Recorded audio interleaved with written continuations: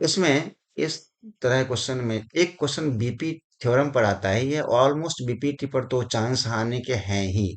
उसमें करता क्या है 5 मार्कर में कि बीपीटी थ्योरम दे देता है, उस थ्योरम पर कोई ना कोई क्वेश्चन दे देता है।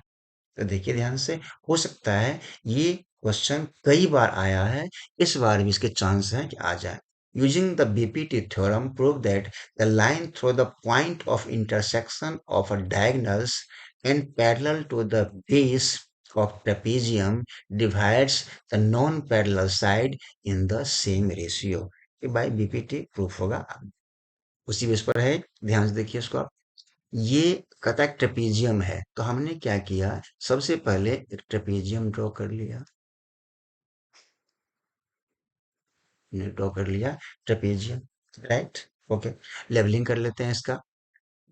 A B C and D. कहता है a line through the point of intersection, यहां से एक आप लाइन ड्रॉ कर ले, राइट। इसका लेवलिंग आप ई एंड एफ कर लिया हमने, ओके, राइट। अब एक लाइन यहाँ से बढ़ेगा जो इंटरसेक्ट करते हुए यहाँ पर आ गया, यहाँ पर हमने जी कर लिया, ओके, ये जो हो गया। कह रहा है इसमें ट्रेपीजियम है, A B C D, A B C D is a trapezium, ये ट्रेपीजियम है।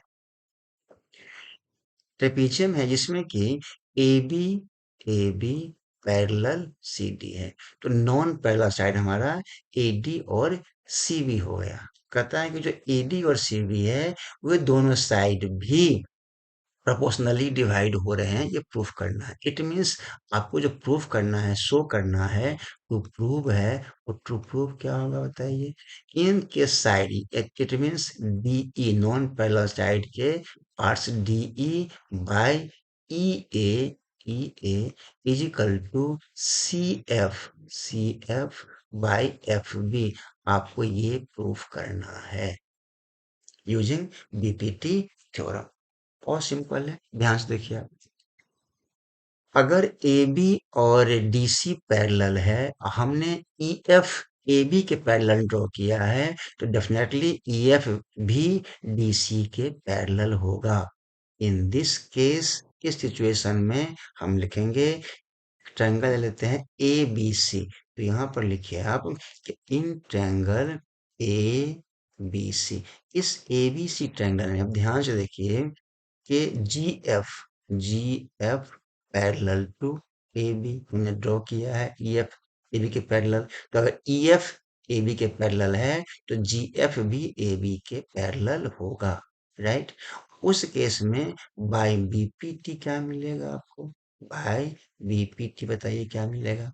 सी जी ले लिया, सी जी बाय ए जी, जी ए कर लीजिए, ओके, इज इक्वल टू, इधर से क्या मिलेगा, C F by F B, ये मिल गया बाय बीपीटी, हो गया। अब हम आ जाइए इन ट्रायंगल एडीसी में ले लेते हैं एडीसी।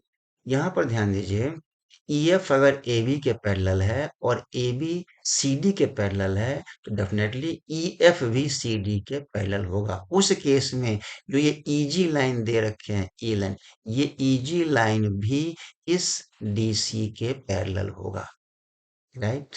तो बाय यहाँ पर लिख लें ईजी पैरेलल बीसी।